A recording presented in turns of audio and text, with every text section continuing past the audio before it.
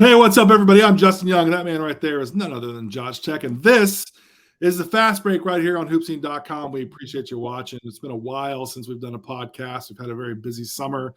Took a couple of weeks to breathe. Took a couple of weeks to not hear a ball bounce. Took a couple of weeks to remind ourselves what normal lifestyle looked like, but we're back.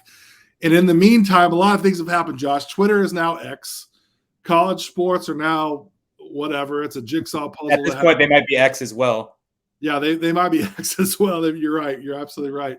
And the whole world feels like it flips upside down on its head. And it's really, I don't know. I think that's why we have to have a pod today to talk about the realignment of college sports and the ripple effect thereof for that. We obviously know this is more football based, but there's some huge implications for the basketball programs across the country. And we're going to dive into that, go through the pros, the cons, the longevity of a decision like this, and really what's next, and then how does this affect recruiting. So there's so much to talk about, and I don't know if we can talk about it all within the concept of just this pod, but we've got a lot that we want to kind of go through it and kind of see where we're at with it, and I definitely want to get your thoughts on a lot of this action that we've got going on. So let's set the table for a second.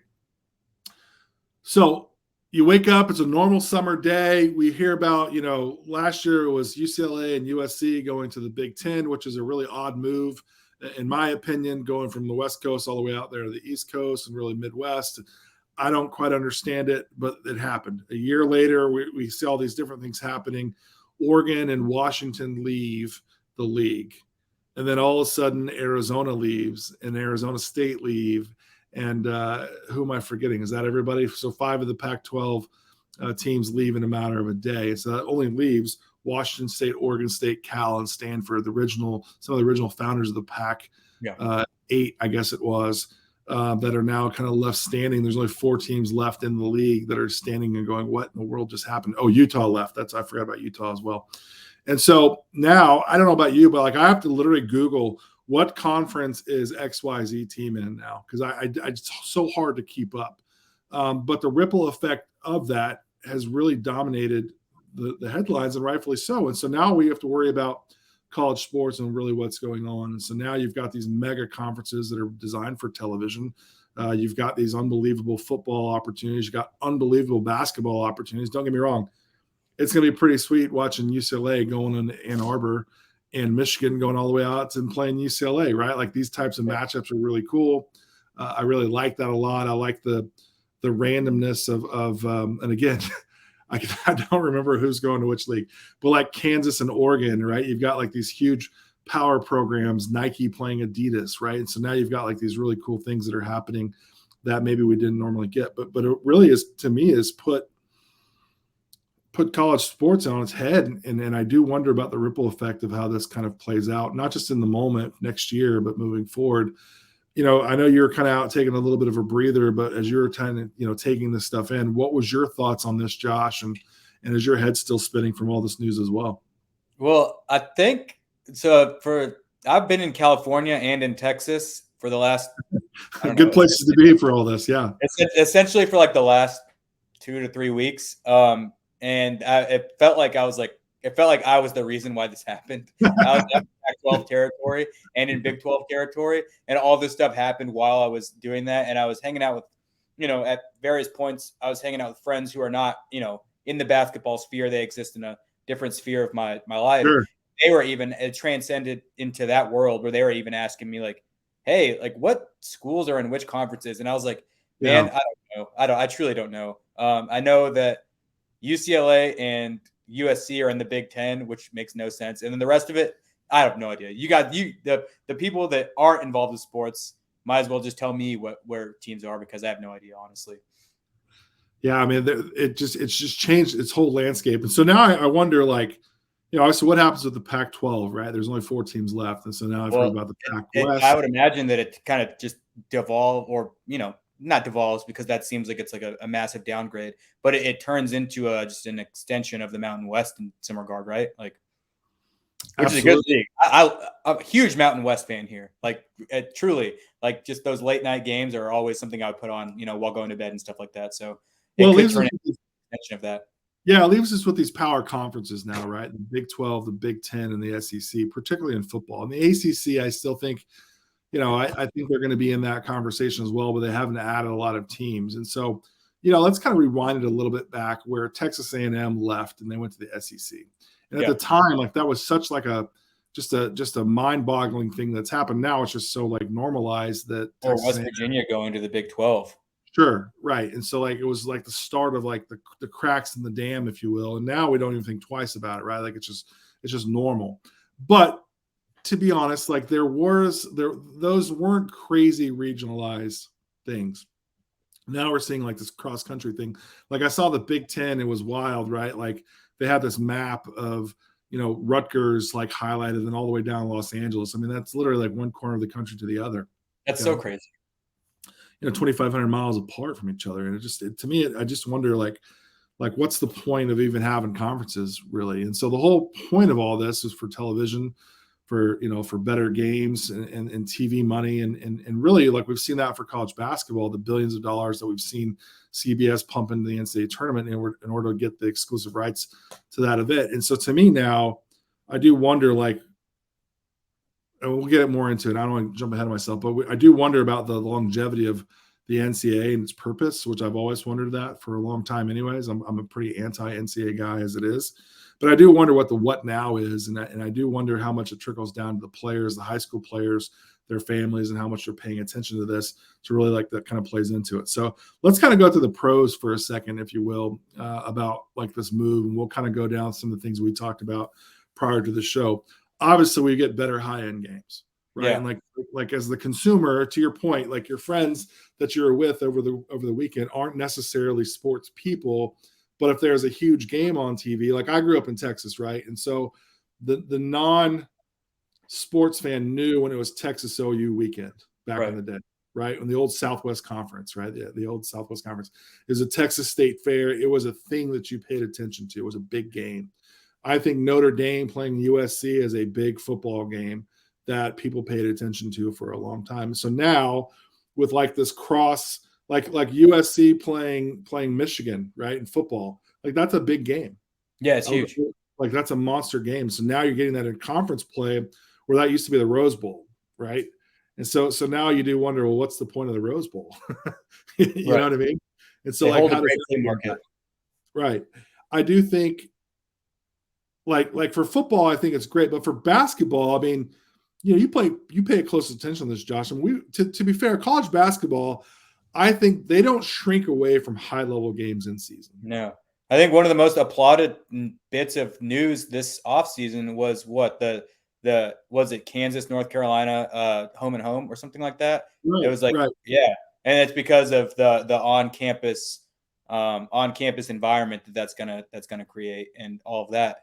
So I think just more of these like big conferences kind of molding together creates more of those massive, just like on-campus games, just by the fact that they're all merging into one kind of block.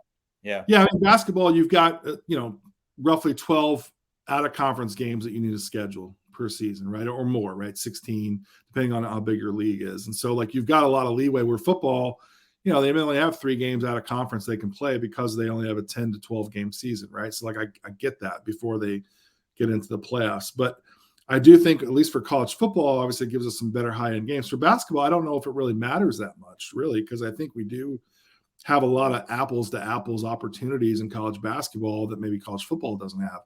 And like, quite frankly, like, who wants to see Georgia play Morehead State or Alabama play, Akron, right? Like, we don't want to see, like, I don't think too many people want to see those games, Yeah.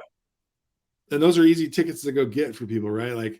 Like in Alabama, because one loss matters so much in college football. I'm interested to see how much this impacts college football because of this. And so like those 1 losses, are we going to have 1 or 2 losses?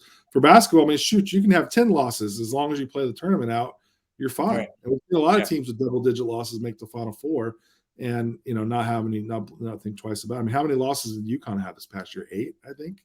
Something like that, yeah. Yeah, so, I mean, I don't know if it really matters that much. But I do think there's better opportunity for more apples-to-apples games within conference play for sure.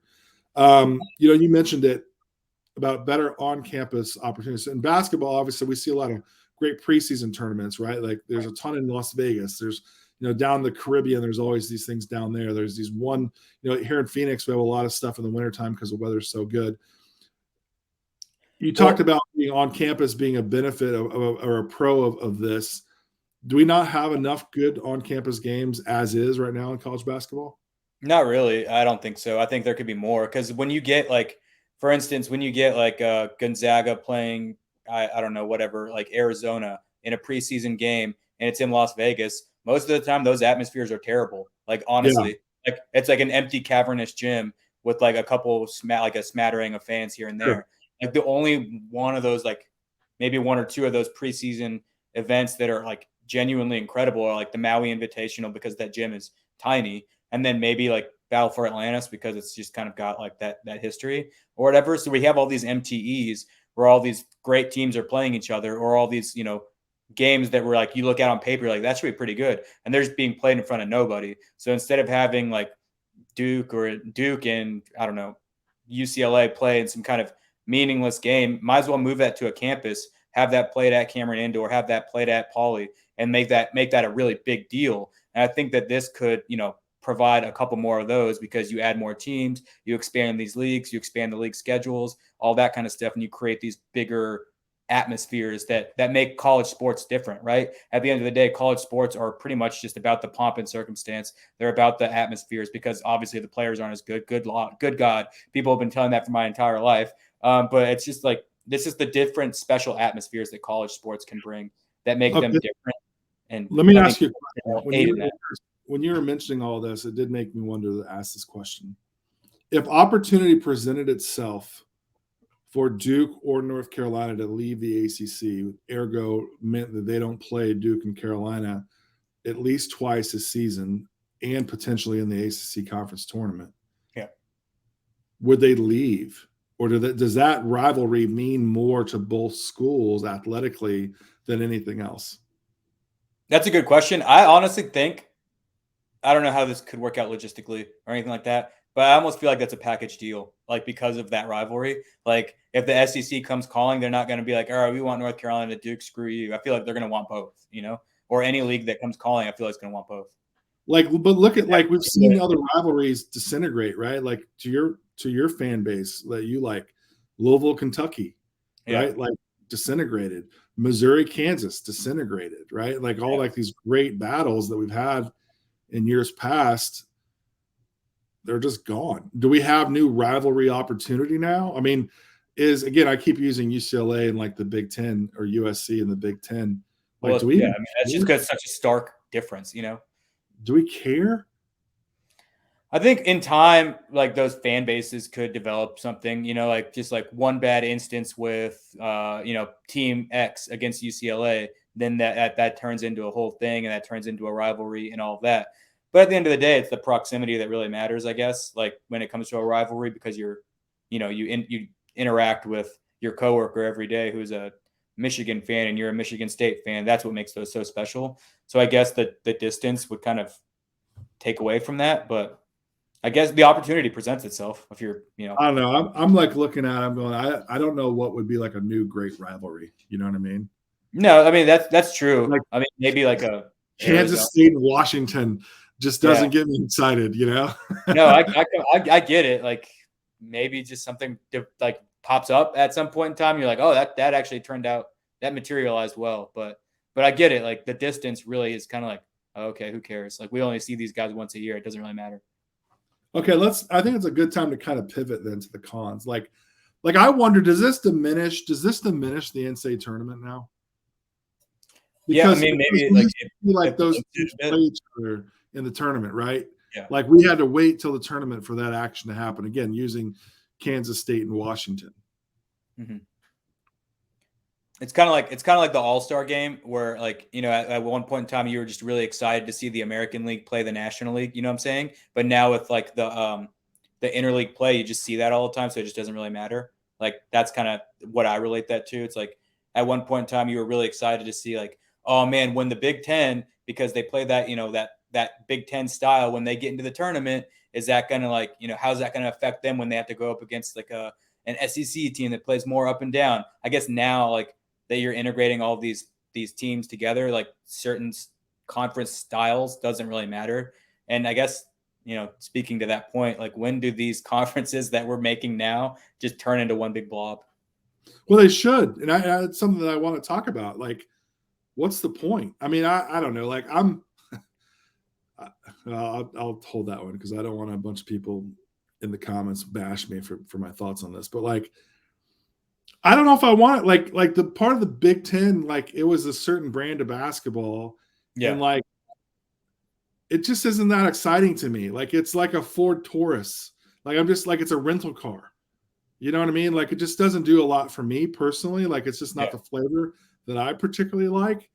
But like I really like to watch teams from like Los Angeles with Los Angeles players. It's a whole different style of ball than I would find at Purdue. And that's not a knock against Purdue or Michigan State. I mean, hell, if I had a son good enough, he'd like Michigan State, I'd be honored if my kid went and played there for Tom Izzo, you know? But like, I don't know, it just doesn't really like check the box for me personally. It's not the flavor that I like. And I would argue that like these schools give it a little bit more color and excitement to like an otherwise black and white coloring book. And again, you can at me all you want, but I think I would sneeze. Excuse me. Is that the first sneeze ever on the fast break? It might be. We don't have a sneeze button to hit. Not yet. Not yet. But I do wonder, like the rivalries, do they go stale? Now, on the other hand, like we do have some other things that are going to pop up. Like I read a couple things out here in the West. Like I know, like Utah, BYU, like the Holy War, people were really excited about that. And again, that's maybe more so for football. Yeah, I think something like that. That's something that could really materialize, and like that's kind of what I was referencing. Like some of those, like old ones can come back, kind of pop up, like, and you just don't know when they're going to develop, right? Like, well, that's already developed. Like that particular one's already there. Like there's some older ones that were there that can kind of get relinquished again because they went away because of other conference changes. But I don't know. Like, I mean, we got to remember Texas and Oklahoma are leaving, right, to go to the SEC. They're going together. So, like, I feel like a lot of those, like, major rivalries, USC, UCLA, like, if Duke and Carolina were to ever leave or whatever, they would all kind of just, I don't know, go together. At least I hope they would, to at least bring some of that, like, to a new conference.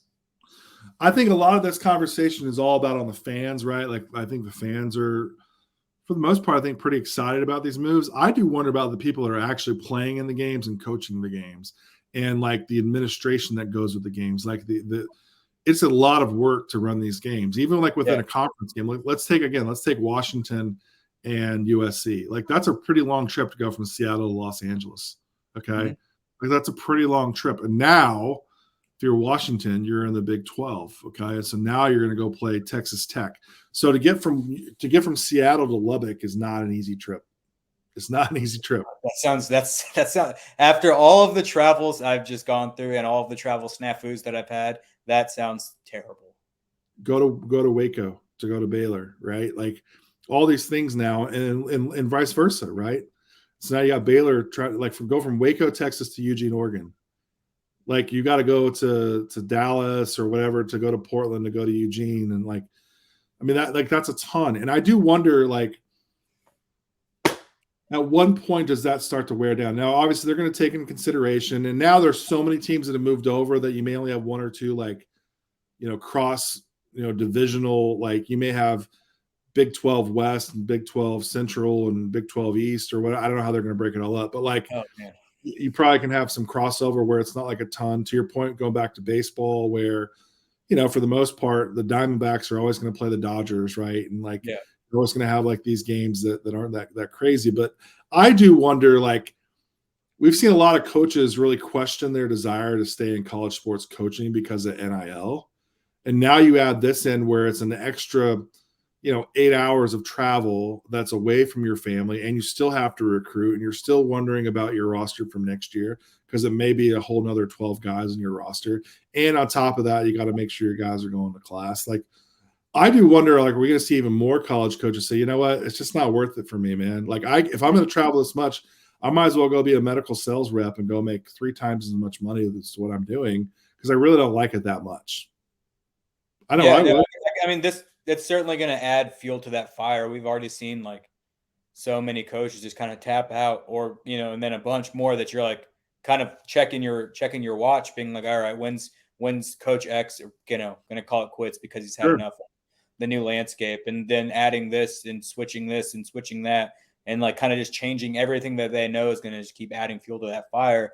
And we're going to keep losing some of these like, bigger names in coaching and in college basketball specifically. The coaches are, honestly, the coaches are the stars because they're the ones with the longevity, like Coach K is a star. Think about the support staff, right? Sports information, managers, trainers, equipment managers, like all the people that are in there that are just trying their best because they want to work in sports, and they knew that they would take a little bit of a sacrifice in their salary, and now you're being gone quite even longer, and now you've got to worry about the logistics of moving your stuff around, and like the pressures of your job now change because of stuff like this. And I do wonder about the overall erosion of the sport because of like these really catastrophic, not in a negative way, but big changes compared to the reason these things were set up, because logistically it made a lot of sense. Right. Now it's all about like, how do we go get cash out? The colleges are doing what they were mad at the players doing, going to cash out as much as they can. So let's move to the players. Okay. We've talked about the support staff and the coaches. What about the actual players themselves? Okay. And so now you have Tom Jones, the prospect, the player, that's the shooting guard for Michigan. They take a trip all the way out to California to play a game. Okay. He's got a biology exam the next day that he's got to fly all the way back basically across the country to go do at 9:00 in the morning. Right. Yeah. And then on top of that, well, the players are saying, well, hey, you guys made these big deals. Well, now I want even more money for my NIL. Yeah. Because I'm still, ultimately, the player is still the purpose and the reason why everyone watches the game. So isn't my value as a player shooting up the roof even higher? Yeah, players' values are shooting up. And then also, I think it just kind of, like your point of the biology exam analogy, I think that kind of further, I think what's going to happen is going to further diminish the student-athlete portion of this whole thing.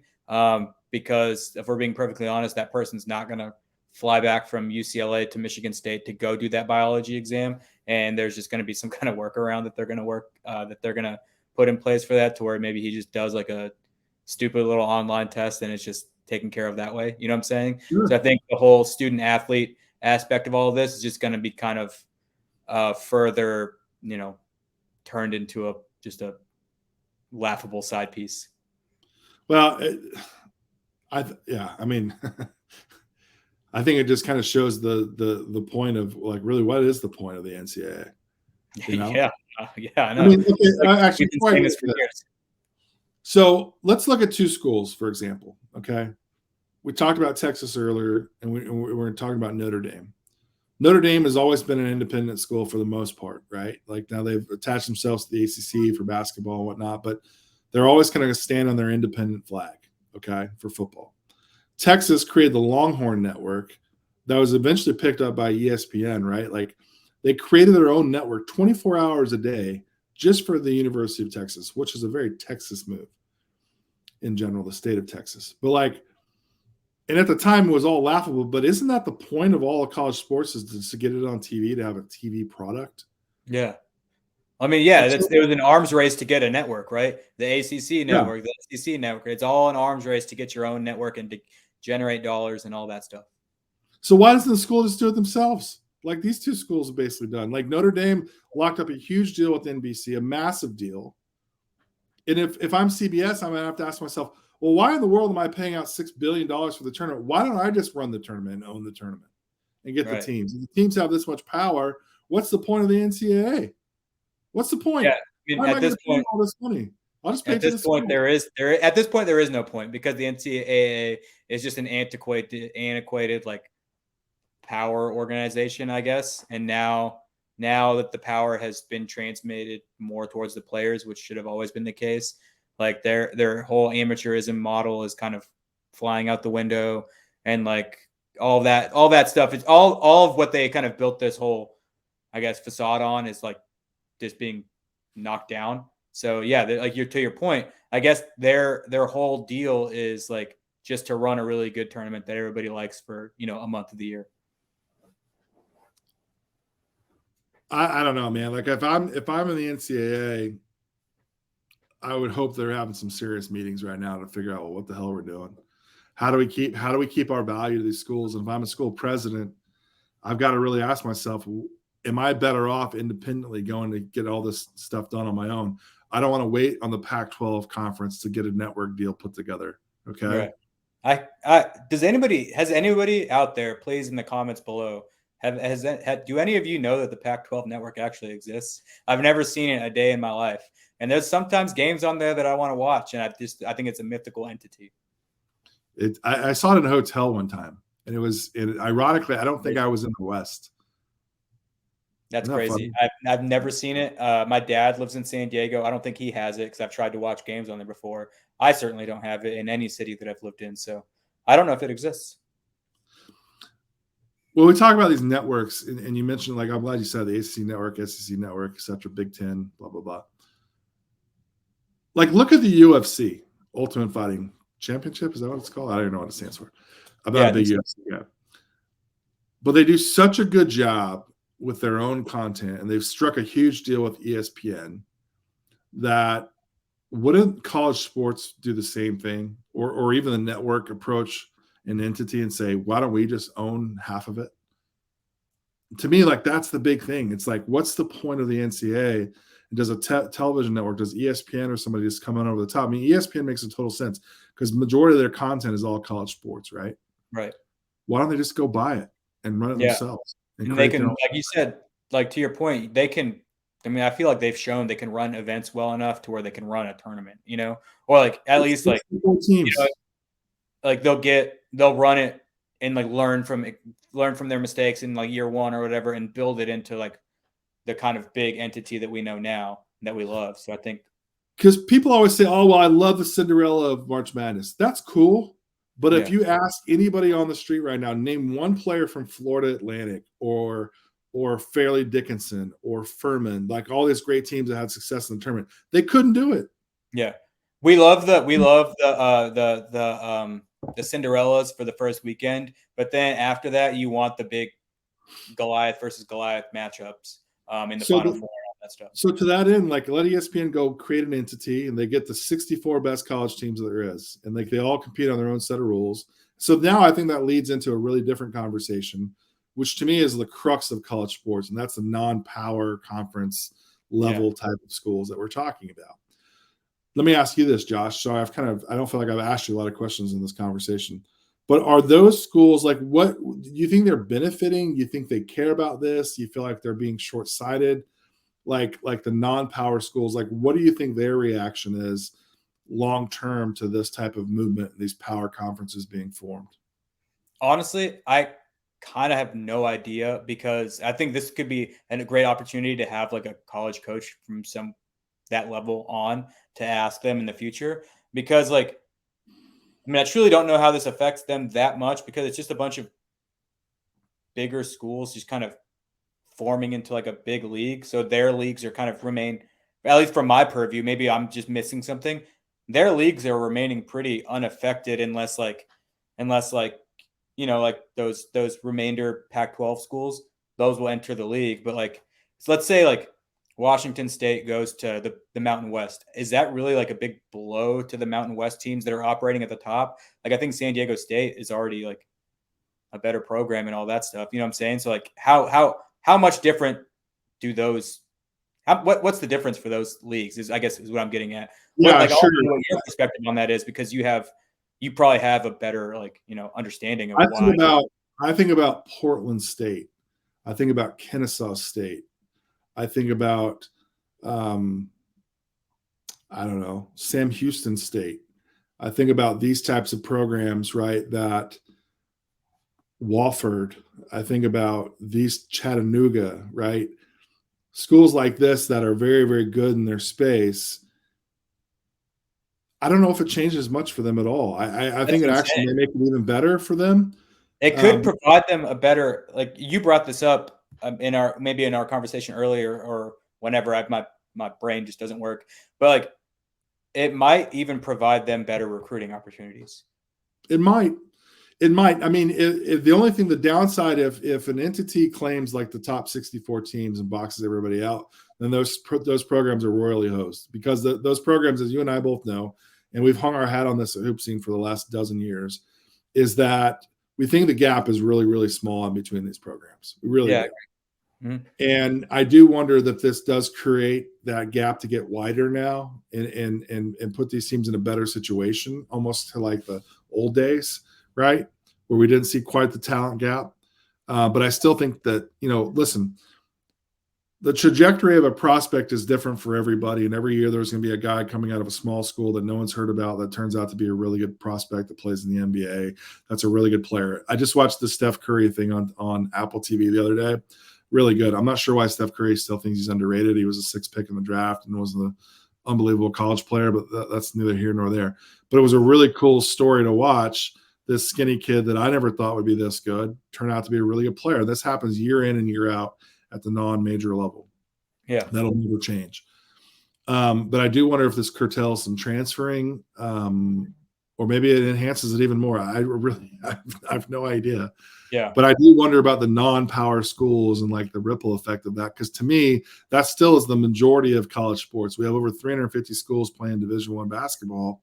Yeah. And if we only have 64 or so elite teams, then the majority of the teams are non-major schools still. Yeah. Yeah. And like I said, I guess time will tell how this could affect them. But just right now, unless we get like a perspective from like a coach at that level, I just really don't see like what the major difference is. Like the difference is for the schools that get left out of all this stuff, like they go down. I guess down a level. But at the end of the day, like, would you rather be like, going that it to me, like the schools that are getting left out are going to their appropriate level because some of them are just never had any kind of sustained success at like the Pac-12 or the ACC or whatever, you know what I'm saying? Like, so it's like if Oregon State goes to the Mountain West, that's like, okay, that kind of, that checks out to me. You know what I'm saying? Let me leave you with this thought. Do you think college sports is dying on the vine right now?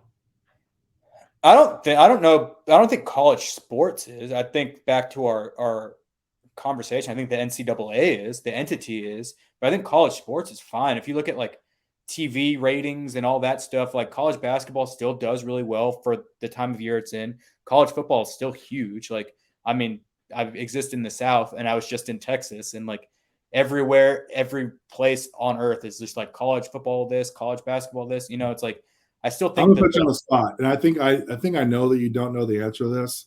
Yeah, probably. But who's the starting quarterback for Texas, for Alabama, for Georgia? Couldn't tell you. I'm the worst person to ask that. Sure. But I yeah, follow it really closely. I couldn't tell you either. I think college sports is really dying a slow, painful death. I really do. Here's the thing. It might be. Maybe I'm just stuck in my like college basketball fantasy land where like every game is like a massive deal to me. Like the Michigan State Gonzaga on the boat in San Diego. It's just like that's like the biggest deal in the entire world. That's bigger than the NBA finals to me. So it's like maybe I'm just existing in my stupid little fantasy world, but we've had to make a gimmick. Like that's a gimmick though. Like we've had to come up with gimmicks to make the sport. Oh, I know. That was just a funny one-off example, but I think you got the general point. Yeah.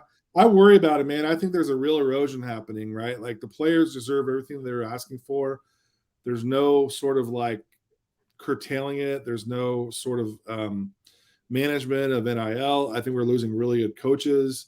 I think now you've got these really good teams and really good coaches and really good players and really good support staff going all over the country. I think burnout's going to be happening a lot quicker than we've ever seen before. And we always hear about, oh, you gotta love the grind. Well, we're gonna find out like who really loves the grind. Yeah, for real. Like I think we're already finding out like who's ready for the new grind. Because and another thing that we didn't really talk about that much into this is the transfer portal. Like that's been another fuel to the fire for college coaches leaving. Sure. And that could also be like more fuel to the fire when all these like, I don't know how it's going to affect it, but like I can just imagine like all these leagues joining together, like how that affects transferring and tampering and all of that kind of stuff. I know. I feel like Pandora's box was opened wide, and now I feel like there's no start or end to it all. I don't know. For me personally, I know I've probably given a lot of non-answers in this, but that's because I don't know. You know what I'm saying? Like when the transfer portal first started, I didn't know what was going to happen. And now it's like, now a couple of years into it, you're starting to finally get a grasp of it. When NIL started, I didn't really know what was going to happen. And now a couple of years into it, you're starting to really kind of get a grasp onto it. So it's just a bunch of unknowns to me. And like, I guess at the end of the day, like I have an unabashed love for college basketball. So like, I don't really care. I'm just going to watch what I want to, you know what I'm saying? Like I'm going to watch it regardless. But like, I'm just very interested to see how this all plays out. That's the crux of this whole thing is I'm just interested to see how it plays out. Well, if you've watched this on YouTube, leave in the comments below what you think about this. I don't think there's a wrong answer to it. And I'm definitely old. I don't think that anybody knows. Like, I don't think that anybody knows how this is going to affect anything. Even the people I'm way more pessimistic about it, probably because I've done it too long and I've just seen too many, like, I don't know. Sure. I'm really worried about it. I think there's some real implications that we'll see play out. Like 10 years from now, I mean, personally, I would hope that the NCAA is not involved just because I'm not really sure its point and purpose. I never really have. So I'd love that element. But if you do take out some sort of structure, you don't replace it with structure, then the wise man built his house upon the rock and the other one put it on the sand, right? Like, I mean, like, so we're building stuff on sand if we take out some structure. So I do wonder what's going to happen. So we'll see what happens. Make sure you like and subscribe, do all the things I tell you to do on here on YouTube, but definitely leave some comments. Call me an idiot. That's fine. Kill me for not liking the Big Ten. Also fine. But I'd love to hear your thoughts. Let us know. What's that? I said I don't really think that anybody outside of the Midwest likes the Big Ten. Leave it to Josh too. Now we both crapped all over your league, but definitely want to get your thoughts. Love to hear what you think, and it's certainly something we'll be talking about here more on the fast break. But Josh, I think this was the one-on-one course to getting started. I think we'll have this conversation quite a bit here in the next 12. Yeah, honestly, I'm still kind of wrapping my head around it all too. So no doubt. All right, Josh. Well, I appreciate the thoughts. Yep. Thanks.